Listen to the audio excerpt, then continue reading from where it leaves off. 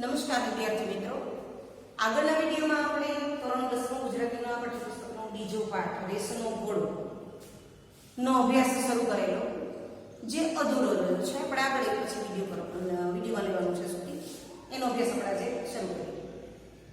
ગયા વિડીયોમાં આપણે એવું જોયું કે બે પાડોશી છે અને એની અંદર એક મીનુ કાકા છે, એવું સમજે છે કે પોતાના બાળકને રેસના ઘોડાની જેમ જો સમાજની અંદર સાથે રાખવો હોય અને આગળ રાખવો હોય તો રેસના ઘોડાની જેમ દોડાવવું પડે. અને બાજુમાં જ બીજા પાડોશી રહે છે, સંજયભાઈ અને નીનાબેન. એ એવું સમજતા નથી. એમને એમ હતું કે સારા પાડોશી મળી ગયા છે, પોતાના બાળકની જેમ આપણા બાળકનું ધ્યાન રાખે છે. એ પહેલા એવું સમજે છે. પરંતુ મંજુ કાકી, વીનુ કાકાના પત્ની, એ બંનેના વિચારમાં ભેદ છે બાળકના ઉછેર માટેનો. વીનુ કાકા સ્પર્ધાત્મક રીતે પોતાના બાળકને લઈ જાય છે, જ્યારે કે મંજુ કાકી જે છે એ એવું સમજે છે કે ના, બાળકને કર્તવ્યનું ભાન, કુટુંબની સાથે રહેવાનું, આ બધી જ વસ્તુઓ પોતાની બાળ સર્જ પ્રવૃત્તિ કરે એવું એ તેઓ ઈચ્છે છે. બંનેના વિચારોમાં ઘણો બધો તફાવત જોવા મળે છે. આ બાજુ અંકિતના માતા પિતા, ખાસ નીનાબેન, સંજયભાઈ એટલું બધું કંઈ બહુ ખાસ ધ્યાન નહોતા આપતા પોતાના નોકરીના કારણે. પણ નીનાબેન એવું સમજી ગયા કે મારું બાળકની ક્ષમતા, બુદ્ધિ ક્ષમતા, શારીરિક ક્ષમતા બધા બાળક જેટલી નથી, ઓછી છે, એટલે કે મારે એ પ્રમાણે કરવું જોઈએ. એટલે એ એક્સ્ટ્રા ક્લાસ, એક્સ્ટ્રા ટ્યુશન ક્લાસીસમાં જવા દેવા ઈચ્છતા નથી. પરંતુ વીનુ કાકા એવું સમજે છે કે બાળકને થોડોક સમય માટે પણ ફ્રી રહેવા દેવું જોઈએ, એક પછી એક શૈક્ષણિક અભ્યાસમાં એને ધ્યાન આપવું જોઈએ. એટલે સવારની સ્કૂલ, બપોરનું ટ્યુશન, સાંજના કમ્પ્યુટર ક્લાસીસ એ કરાવવા છે. અંકિતને પણ એમાં જોડે છે. લેવા મૂકવાની જવાબદારી વીનુ કાકાએ લઈ લીધી છે. બંને દંપતી, ખાસ નીનાબેન અને સંજયભાઈ ખુશ થયા કે સારું, ચાલો સારા પાડોશી છે તો અંકિતનું પણ ધ્યાન અપાય છે, આપણે બહુ ધ્યાન આપવું પડતું નથી. પણ એક દિવસની ઘટના બની. અંકિત એક દિવસ સાંજે ઘરે આવ્યો તો બીમાર પડી ગયો હતો. એની દવા થઈ, આરામ થયો. બાળ સહજ બિચારો ભોળપણમાં અંકિત કહે છે કે મમ્મી, તમે મને કેટલાય સમયથી નથી લઈ ગયા, ચાલો ને આપણે બગીચામાં જઈએ. બગીચામાં ગયા ત્યારે નીનાબેને જોયું કે એ ખુલ્લા મને પોતાના મિત્રોને મળે છે. ખૂબ જ ખુશ થઈને હિંચકા ખાય છે, લપસિયા ખાય છે, ઘણી બધો આનંદ મેળવે છે, એકદમ પ્રફુલ્લિત થઈ જાય છે. બાળપણ હું છીનવી રહી છું એવું નીનાબેન સમજી ગયા. એટલે કમ્પ્યુટર ક્લાસીસમાં વીનુ કાકા એને લેવા આવ્યા ત્યારે નીનાબેન સ્પષ્ટ ના પાડી કે બીમાર છે, તબિયત સારી નથી, મારું બાળપણ છીનવા માંગતી નથી, એના કારણે હું ગમે તે થાય મને મોકલવા માંગતી નથી. થોડા દિવસ પછી કમ્પ્યુટરની પરીક્ષાનું રિઝલ્ટ આવ્યું તો સૌરભને સારા એવા ગુણાંક પ્રાપ્ત થયા છે, જ્યારે અંકિતને ઓછા થયા છે. વીનુ કાકાએ એને નીનાબેને કહ્યું કે તમારા લાડનું જ પરિણામ છે કે જેનાથી મારા ઓછા મળે છે. પહેલી જ વખત અંકિતના પિતા સંજયભાઈ એના ઉપર ગુસ્સે થઈ ગયા. અહીંયા સુધી આપણે આગળના વિડીયોમાં જોયું હતું. હવે એનાથી આગળ આપણે એવો અભ્યાસ કરીશું. પાઠ્યપુસ્તક ખરીદી લીધું હોય તો બધા વિદ્યાર્થીઓ લઈને બેસવે, ન લીધું હોય તો ફક્ત સાંભળે અને સમજવાનો પ્રયત્ન કરે. નોટ અને પેન સાથે રાખશે. જોઈએ આગળ. તમારા આ લાડ પર પ્યારનું જ પરિણામ છે કે એનાથી એને જે ઓછા માર્ક્સ છે. કશું વિચારું એ પહેલા જ મેં કહી દીધું કે ના, એક્સ્ટ્રા ક્લાસમાં તો નહીં જ મોકલું, એને એની જે કરવું હશે એ કરશે. વીનુ કાકા અને સંજયભાઈના પત્ની નીનાબેન વચ્ચે આ બધો સંવાદ ચાલે છે. અરે પણ એમ કે કંઈ હોય, એકવાર ઓછા માર્ક આવ્યા એમાં તમે આવો કેમ નિર્ણય લઈ લીધો? વીનુ કાકાએ જણાવ્યું. એટલા માટે નહીં, પણ જરા મોટો થાય અને એને જે પસંદ પડે એ મારે એને કરવા દેવું છે. એ રાત્રે સંજય પણ મારી રાત પાસે ખૂબ જ નારાજ થઈ ગયા કે તે જ તે દીકરાને બગાડ્યો છે. તું જાણે છે ને નીના, પછી એણે મને સ્પષ્ટતાથી વાત કરી. મારા સંજોગો એવા હતા કે હું જિંદગીમાં આગળ આવી ન શક્યો. અંકિત માટે હું બધું જ કરી છૂટવા તૈયાર છું. એના માટે હું નોકરીના અને ધંધામાં ધ્યાન આપું છું. અંકિત માટે આપણે બધું કરવા માંગીએ છીએ. તમે એને એક ચીજ આપશો? નીનાબેન સમજી ગયા હતા. એટલે પતિ પાસે માંગણી કરી કે હું એક માંગુ છું, તમે એક વસ્તુ આપશો. અંકિત પણ ખુશ અને હું પણ ખુશ થઈ જઈશ. જરૂર, પણ મોંઘી તો નથી ને? સંજયભાઈએ પૂછ્યું. બહુ કિંમતી છે, પણ તમારે તેના રોકડા પૈસા ચૂકવવા પડશે નહીં. છે બહુ કિંમતી વસ્તુ માંગુ છું, પણ એના રોકડા ચૂકવવાના નથી. એટલે તું શું કહેવા માંગે છે? અંકિતને તેનો શૈશવ આપો. સંજય બહુ સરસ મજાની વાત કરી દીધી નીલાબેને, કે પોતાના બાળકનું બાળપણ એ પતિ પાસેથી માગી લીધું. એ શૈશવ બાળપણ, શૈશવનો અર્થ સમાનાર્થી જોઈ લઈએ. શૈશવ એટલે બાળપણ.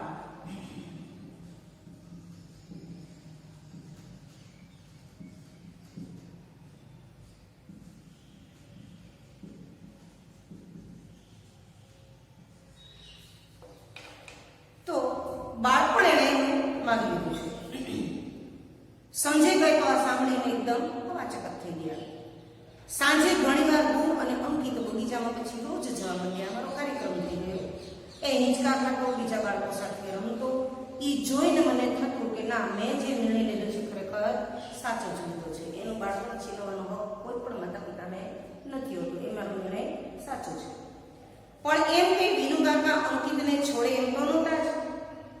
વિનુકાકા સૌરભને ભણાવે ત્યારે અંકિતને પાછા લઈ તો જાય જ.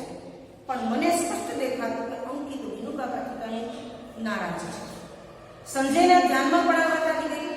એક રવિવારે સાંજે અમે દરિયા કિનારે હું, સંજય અને અંકિત ત્રણેય ફરવા ગયા. પાણીમાં ખૂબ જ ભીંજાયા અને આઈસ્ક્રીમ ખાધો. પતિએ એને કહ્યું કે બેટા અંકિત, તારે વિનુકાકા પાસે કેમ નથી ભણવું? એ કહેતા હતા કે તું ભણવામાં ધ્યાન આપતો નથી. એમ કરીને મારા પતિએ મારા બાળક સાથે વાત કરવાનો પ્રયત્ન શરૂ કર્યો. સૂર્યાસ્ત થઈ ગયો હતો. હળવે હળવે અંધારો ઉતરી રહ્યો હતો. હાથવાનો ફૂકો અંકિતે છોડી દીધો અને દૂર દૂર સુધી હવામાં ઉડતો જોઈ રહ્યો. કંઈ બોલ્યો નહીં. પછી અચાનક જોશથી રાડ પાડીને બોલ્યો, મને વિનુકાકા જરાય ગમતા નથી. એનો પોતાનો ગુસ્સો અને નારાજગી આ વાક્યમાં એણે પ્રદર્શિત કરી. અમે બંને આંખોથી તેને જોઈ જ રહ્યા. આવો ધિક્કાર અંકિતમાં અમે કદી જોયો જ નહોતો. ધિક્કાર એ નફરત. ધિક્કારની જોડણી જોડી.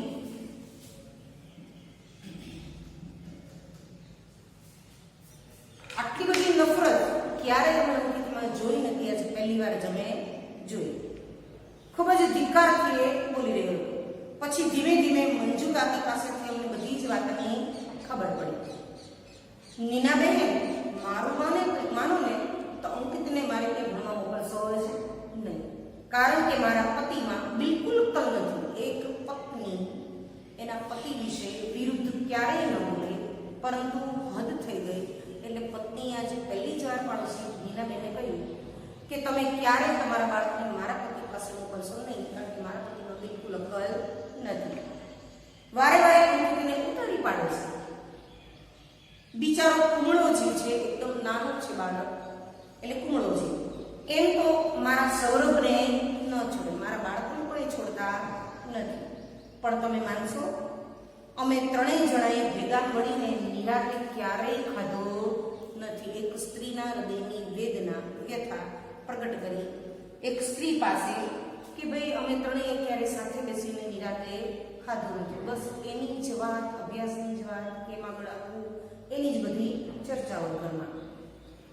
અને અમે અંકિતને વિનુકાકાને ત્યાં ભણવા જવાનું બંધ જ કરી દીધું. વિનુકાકા જરાક ધુઆ થઈ ગયા. ધુઆ થઈ જવું એટલે ખૂબ જ ગુસ્સે થઈ જવું. રૂઢિપ્રયોગ છે ધુઆ થઈ જવું.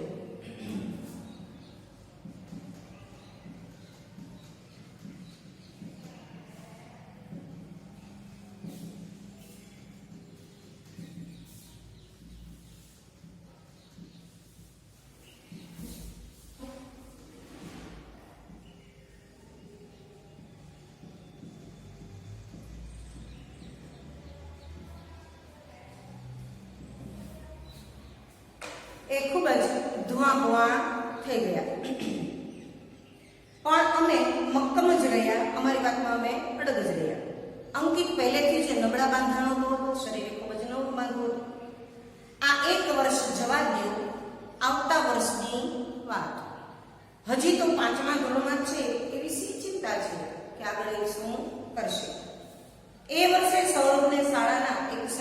વિદ્યાર્થીનું સીટ મળ્યું અને અંકિત 7મા નંબરે પાસ થયો. બંનેના ક્લાસ એક જ હતા. અંકિત 7મા નંબરે પાસ થયો. અંકિત સીટ લઈને આવ્યો. પરિણામ તો અમે પહેલેથી જ જાણતા હતા, એટલે અમે પહેલેથી જ થોડા દિવસ બહાર જવાનો કાર્યક્રમ ઘડી નાખ્યો. રિઝલ્ટની અમને ખબર જ હતી કે થોડું પાછળ જ આવશે, એટલે બહાર જવાનો અમે કાર્યક્રમ ઘડી. એક નાનકડા હિલ સ્ટેશન પર સંજયે સેનેટોરિયમમાં એક અમારું રહેવા માટેનું બુકિંગ કરાવી દીધું. અમે ત્રણેય જણા ખૂબ જ ત્યાં ફર્યા, ટ્રેકિંગ કર્યું. એના ઉત્તીર્ણ થવાની ખુશાલીમાં મેં એને રામાયણ અને મહાભારતના બાળકથાઓના પુસ્તકો ભેટ આપ્યા. આ વાક્ય કેટલું સરસ મજાનું છે. બાળકને જે ભેટ આપવામાં આવે છે એ ભેટ એવી હોય કે જે બાળકો સમજે અને પોતાના જીવનમાં ઉતારે. મેં એને કોઈ એવું મોબાઈલ, ગન કે રમકડા કે બીજી કઈ વસ્તુ ન આપી. ફક્ત એને રામાયણ અને મહાભારતના સચિત્ર એવા એક પુસ્તકોની ભેટ મેં એને આપી હતી. વાંચવાનો એને એટલો બધો નાદ લાગ્યો, નાદ શબ્દ, એટલી બધી એને એની ટેવ પડી ગઈ કે એ પુસ્તકો એને 2 વાર વાંચી નાખ્યા. અમે ચિંતામાં હતા કે અંકિત સૌરભને જુદા પાડવા શાળા બદલી નાખીએ તો સારું. અને એમાં કમ્પેરિઝન થતી હતી, આટલા ટકા નતા. એને કેટલું ગુસ્સે થઈને એના પિતાજી ખીજાઈ જતા હતા. એટલે એમ થયું કે ચાલો બેની સ્કૂલ જ આપણે બદલી નાખીએ. વિચાર કરતા હતા ત્યાં જ બંનેના વર્ગ જુદા થવાથી અમને ખૂબ જ મોટી રાહત થઈ ગઈ. બંનેના વર્ગ જ જુદા થઈ ગયા. અંકિત પણ આનંદમાં રહેવા લાગ્યો, જાણે મુઠ્ઠીઓ વાળી સતત દોડવામાંથી એને છુટકારો મળી ગયો. સતત મુઠ્ઠીઓ વાળીને છૂટવું, દોડવું, એનો અર્થ એ વાક્યમાં લેવાનો છે કે બાળકને જે બોજ આપવાનો છે એમાંથી થોડીક એને રાહત મળી ગઈ. એટલે બાળક ખૂબ જ ખુશ રહેવા લાગ્યું. પછી આખી વાત પરથી અમારું ધ્યાન હટી જ ગયું કે ચાલો બંનેની અંદર સ્પર્ધા હવે થવાની નથી. ઓલો ખુશ અને અમે પણ ખુશ. મને સારા દિવસો હતા અને મારી તબિયત પણ સારી બહુ રહેતી નહોતી. હું તો શરૂઆતમાં ખૂબ ઉદાસ રહેતી હતી, પણ અંકિત તો એકદમ ખુશ હતો. સારા દિવસનો અર્થ એ લેવાનો છે કે એક બાળકને જન્મ હું આપવા જઈ રહી હતી. અંકિતને ખબર પડી એટલે એ પણ બહુ ખુશ થઈ ગયો. મારી ખૂબ જ કાળજી રાખવા લાગ્યો. સાંજે સ્કૂલેથી આવીને પોતાની મેળે જ દૂધ પી લે, પોતે જાતે જ હોમવર્ક કરી લે. સાંજની રસોઈમાં મને થોડી નાની મદદ પણ કરે. એક દિવસ વિનુ કાકા જે અમારા પાડોશી હતા એ આ દ્રશ્ય જોઈ ગયા. એથી તો એની નારાજગી અમારા પ્રત્યે ખૂબ વધી ગઈ. આ કામ માટે છોકરાઓ છે, એને તો બસ ભણાવવા જ જોઈએ, આગળ વધારવા જોઈએ, એના વ્યક્તિત્વનો વિકાસ આગળ કરવો જોઈએ, એવું વિનુ કાકા જડતાથી માનતા હતા. અને હવે તો એક બિલ્ડિંગમાં રહેવા છતાં અમે ક્યારેક લિફ્ટમાં ભેગા થઈ જતા. બસ એટલો જ હવે સંબંધ રહ્યો હતો. નહીં તો પેલા ઘણી વખત આવી પણ જતા કરી. હવે સંબંધ ફક્ત આટલો જ રહ્યો. હા, મંજુ કાકી બપોરે ડોક્ટર ચોક્કસ કરી જતા. ક્યારેક નવરાશ મળે તો મંજુ કાકી મારી તબિયત પૂછી જતા. મારા માટે અચૂક ગરમ નાસ્તો પણ લાવે. સૌરભ સીડીનું એક પગથિયું અને તેના જીવનમાં એક વિકાસ એ પોતાના વ્યક્તિત્વનો સૌરભ કરતો રહ્યો. અને અમારી આંખમાં હું વિનુ કાકા પ્રત્યે અમારી આંખમાં આનંદ જોતી અને વિનુ કાકા અમારા માટે એ ખૂબ જ વિશાળથી જોઈ રહ્યા કે તમે તમારા બાળકને આગળ લઈ જતા નથી. પરંતુ સૌરભ ધીમે ધીમે એ પણ પોતાના ક્રમથી ધીમે દૂર થતો ગયો. વ્યક્તિત્વના વિકાસના પગથિયે ચડતો ગયો, પણ આ જવાબદારી કર્તવ્ય ભૂલતો ગયો. મારે તે એક નાનકડી એવી દીકરીનો જન્મ થયો. અંકિત તો એને જોઈને એટલો બધો ગાંડો ખેલો થઈ જતો હતો અને હું અને સંજયા જોઈને હસી પડતા. અંકિતને એની પર ઓળઘોળ થતા જો ઓળઘોળ થવું એટલે એની પર ખૂબ જ આનંદ વ્યક્ત કરતા જોઈ જતી. એટલે હું પણ બહુ અજબનો આનંદ અનુભવતી. મંજુ કાકી તો એને રમાડતા રડી જ પડેલા. ઓહો, કેટલી સુંદર મજાની નાનકડી લાડકી દીકરી છે. અંકિતે લાડકી તેનું નામ પાડ્યું ખોરો. હજુ તો થોડા જ મહિનાની હતી અને એને કમળો થઈ ગયો. સૌના જીવ અમારા ઊંચા થઈ ગયા. કમળો મોટ્યો કે આખા શરીરે તેને નાની ખોડલીઓ પણ ફૂટી નીકળી. એક પછી બીમારી મારી દીકરીને આવવા લાગી. એ વર્ષે અંકિત બહુ અભ્યાસમાં ધ્યાન આપી ન શક્યો, કારણ કે બેનને સાચવવામાં ધ્યાન રાખવામાં જ રહ્યો. અંતે ક્લાસમાં એનો 31મો નંબર આવ્યો. અમે બે એને વળી શકીએ તેમ નહોતા. પતિ પત્નીને શું ગુસ્સે થઈ, કારણ કે અમે સમજતા હતા કે બાળક એટલું ધ્યાન આપે છે. ભણવામાં એને ખાસ સમય જ નહોતો મળ્યો એ અમે સમજ્યા હતા. મંજુ કાકી બપોરે વિનુ કાકાથી છાણામાના એક નાનકડી એવી કેક લઈને અમારે ત્યાં આવ્યા. બેટા તારી પરીક્ષાનું જે પરિણામ આવ્યું પણ મારી પરીક્ષામાં તું ખરેખર પાસ થઈ ગયો છો બેટા, એમ કરી અને પોતાનો આનંદ એણે વ્યક્ત કર્યો. ફોરમ બીમાર પડી જતી ત્યારે એને કેજીમાં દાખલ કરી ત્યારે, પછી સંજયને સ્કૂટરનો ગંભીર અકસ્માત થયો ત્યારે દરેક વ્યક્તિ અંકિત મારી પડખે ઊભો રહ્યો. દીકરીની બીમારી વખતે, મારી બીમારી વખતે, કેજીમાં નાની દીકરીને દાખલ કરી ત્યારે અને એના પિતાનો અકસ્માત થયો ત્યારે દરેક વખતે અંકિત મારી પડખે ઊભો રહી જતો, મને મદદ કરવા માટે આવી જ ગયો. એસએસસીમાં સૌરભને 99% મળ્યા જ્યારે અંકિતને 68% જ મળ્યા હતા. સૌરભે સાયન્સમાં એડમિશન લીધું, અંકિતે કોમર્સમાં એડમિશન લીધું. મેં અને સંજયે તેમને સમયસર સમજી અને સરસ મજાની ઘડિયાળ ભેટ આપી. ઘણા સમયે મેં તેના ચહેરા પર ફરી ઉદાસી જોઈ. ફરી આજે અંકિત કંઈક નિરાશ બોલી ઉઠ્યો, સોરી પપ્પા, તમારા લોકોનું સપનું હું પૂરું કરી શક્યો નથી. મેં કહ્યું તું માત્ર ડિગ્રી મેળવે એ અમારું સપનું નહોતું બેટા, તું એક ઉમદા માણસ બને એવું અમે બંને જરૂર ઈચ્છતા હતા અને એ સપનું સાચું પડશે એવી મને શ્રદ્ધા છે. અમે એક ઉમદા માણસને એ ઈચ્છીએ છીએ, નહીં કે તું એક આવી રીતથી તારી જિંદગી ભૂલી અને તું બસ એક ખાલી આગળ વધવા માટે તેનો પ્રયત્ન જ કર એવું ઈચ્છતા નહોતા. આમ કરતા 11 વર્ષ પૂરા થઈ ગયા.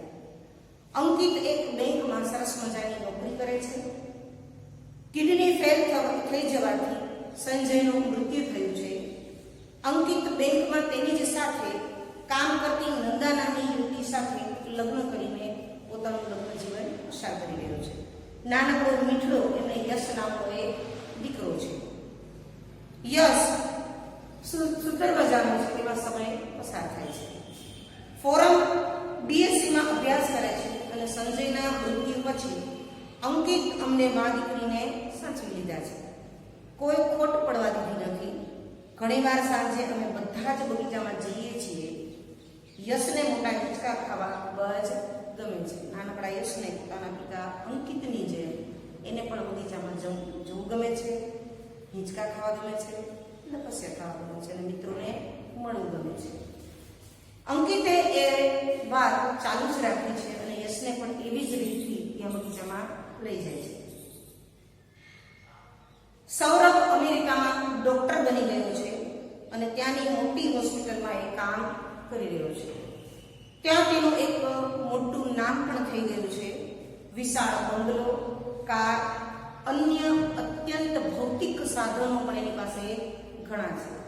માત્ર માતા પિતા પાસે એની પાસે સમય નથી. વિનુ કાકા અને મંજુ કાકી શરૂઆતમાં તો પેલા હોસ્પિટલ અમેરિકા જતા, કે દીકરો અમેરિકા છે, ડોક્ટર છે એવું ગૌરવ લેતા અને વિનુ કાકા વારંવાર ત્યાં જતા. પણ 3 વર્ષે છેલ્લી વાર પાછા આવ્યા પછી ક્યારેય ગયા જ નહીં. સમજી ગયા કે અમારા માટે દીકરાને પાસે સમય નથી, એટલે પછી અહીંયા ભારતમાં જ રહેવાનું નક્કી કરે છે. ક્યારેક હું તેમને પૂછતી પણ કરી, હવે ક્યારે જશો અમેરિકા? ત્યારે બસ ફક્ત માથું ધૂણાવી જ દેતા, કંઈ બોલે નહીં, ચૂપચાપ. એમની આંખના ખૂણે બાજેલું નાનકડું આંસુ આથમતા સૂરજના કિરણમાં ચમકી નથી રડી શકતા, નથી બોલી શકતા. આંખમાં આંસુ આવે છે, પાપડના એક ખૂણા ઉપર બાજી જાય છે, જે સૂરજના પ્રકાશમાં એ ચમકી રહે છે. અમે ફરવા જઈએ ત્યારે અંકિત અચૂક તેમને સાથે લઈ જતો. ભૂલતો નહોતો પોતાનું કર્તવ્ય કે મને બાળપણમાં જેને અભ્યાસ કરાવ્યો છે, મારો પાયો પડ્યો છે, એ વ્યક્તિને મારે સંભાળવી જોઈએ એટલે સાથે રાખે છે. વિનુ કાકા અને મંજુ કાકીની હવે જાણે ઉંમર થઈ ગઈ છે, પણ ઉંમર જાણે એકદમ વધી ગઈ હોય ને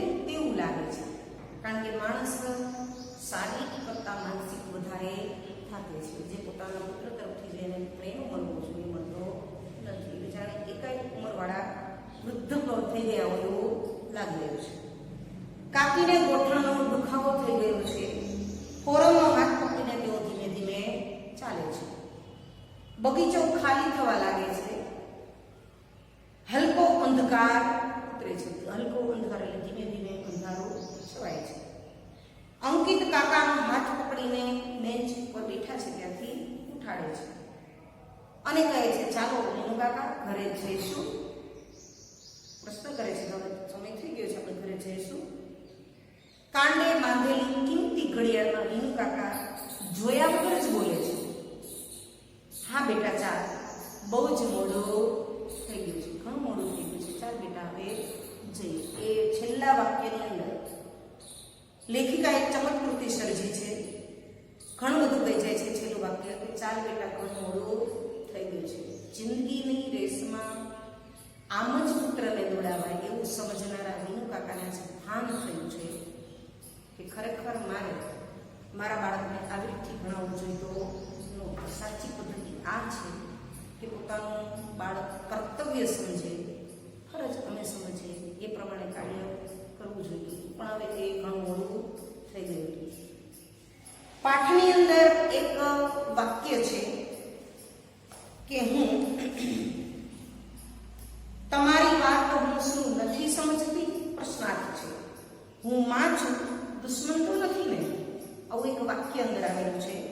એનો અર્થ એવું છે કે જો બે વાક્ય આપણે જુઓ, તમારી વાત હું શું નથી સમજતી, અહીં પ્રશ્નાર્થ છે, અને હું માં છું, દુશ્મન તો નથી ને, એમાંય પ્રશ્ન છે. નથી અને નથી ને જેવા નકારાત્મક જે શબ્દો મૂકાણા છે, છતાં વાક્યનો મૂળ ભાવ તો હકારાત્મક જ છે કે નથી છતાં હું સમજુ છું, હું સમજુ જ છું, હું માં છું તે સમજુ છું. આખા વાક્યનો અર્થ આમ કરવાનો છે. એવો અર્થ અહીંયા સૂચિત કરવામાં આવે છે જે અસરકારક છે. બીજું, એમના આંખને ખૂણે બાજેલું ટીપું, નાનકડા આંસુનું આઠમતા સૂરજમાં કિરણમાં એ ચમકી ગઈ. એની અંદર પણ નાનકડું અને આઠમતા આ બંને શબ્દો વિશેષણના છે. સૂરજ, આઠમતા વિશેષણ વાર્તાકથાની દ્રષ્ટિએ ખૂબ જ મોટો ભાર ઉપાડી દે છે. અલ્પમાં અધિક કહેવાની, અલ્પ એટલે થોડું, અધિક એટલે વધારે કહેવાની ક્ષમતા આ લેખિકાની આવડત છે. બોર્ડની વાત કરીએ તો બોર્ડની પરીક્ષાની અંદર આ પાઠમાંથી આ ગદ્યખંડમાંથી 4 માર્ક્સનો પૂછાય છે. 2 માર્ક્સનો એક સવાલ હશે અને 2 માર્કના એને વૈકલ્પિક હશે સવાલ. 4 માર્ક્સના અંદરથી પૂછાય છે. 4 માર્ક એટલા માટે છે કે ઘણી વખત વૈકલ્પિક ન પૂછાણા હોય, 2 માર્કના ન પૂછાણા હોય તો મુદ્દાસરનો 4 માર્ક પૂછાઈ જાય છે. એટલે આપણે કવર વૈકલ્પિક 2 માર્કના કરવાના છે. એ કેવા હશે તો કે કૃતિ, કર્તા અથવા તો કર્તા અને વાક્ય આવી રીતે હશે, અને સાથે એ લેખિકાના પુસ્તકનું નામ પૂછેલું છે. આ લેખિકાનું પુસ્તક બીજું કયું છે. તમને ટ્વીટ કરીને પ્રશ્ન પૂછેલા હશે. 2 માર્કનો સવાલ હશે તો ઘણું મોડું થઈ ગયું છે, હવે જઈશું એ સવાલને મહત્વ વધારે આપવાનું છે. એમાં શું કહેવા માંગે છે? માનો કે પ્રશ્ન નથી પૂછાણો તો 4 માર્કની અંદર પૂછાય જ છે સવાલ. કયો સવાલ એ જે હશે તો એ તમને પણ હું જણાવી દઉં. સાથે સાથે એ ખાસ મહત્વનું છે. રેસનો ઘોડો વાર્તાના આધારે બાળકના ઘડતરમાં અડચણરૂપ બનતા પરિબળોની ચર્ચા કરો. આવો એક પ્રશ્ન પૂછાઈ જાય છે ખાસ બોર્ડની અંદર, તો એ પણ આપણે કરી લઈએ, જેનાથી બધા જ માર્ક્સ આપણને કવર થઈ શકે. સમાનાર્થી, વિરોધી, વિપ્રયોગ એ તમને જે લખ્યા છે એ પણ ધ્યાન આપી દેવું, જેનાથી તમે કરી શકો. નમસ્કાર.